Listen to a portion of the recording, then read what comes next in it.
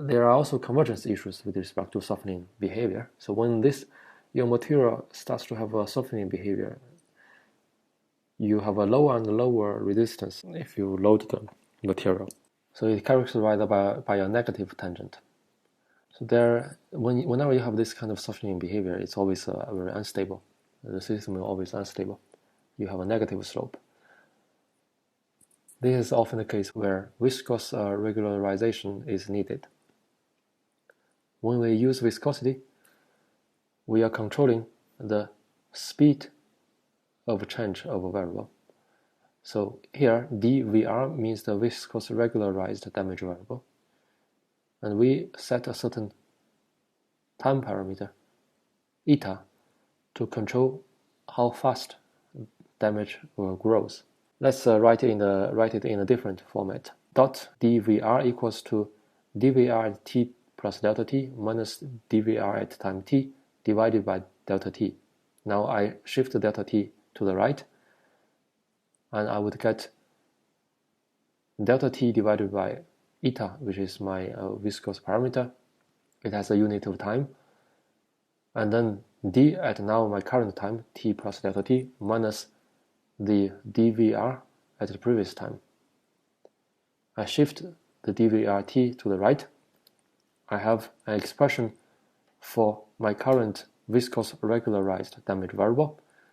You can see that it equals to the previous viscous regularized damage variable plus this term.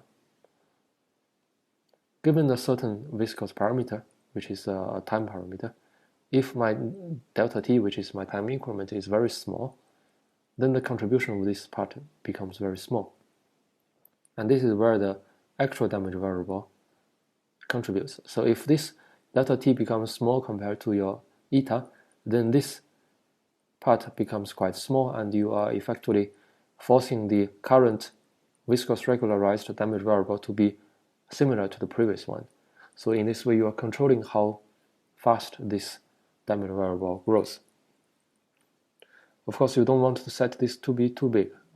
That means that then for even a moderate time increment, this contribution becomes also small, and then you are forcing it to grow too slowly. There must be some trial and error to set this appropriate eta. And there is a practical advice that I would like to recommend, is that you want your time increment, your eta, which is a time variable, multiply with your representative nodal velocity. It could be a loading rate, for instance.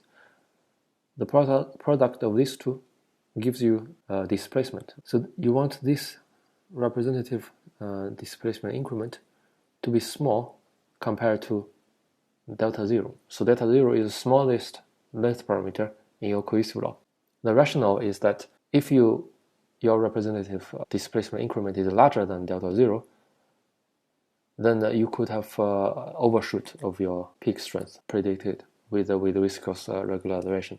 So you want this term to be smaller so that your regularized peak strength is still very close to your true peak strength. Finally, you would like to check, also make sure that the artificial energy due to viscous regularization is quite small compared to your internal strain energy.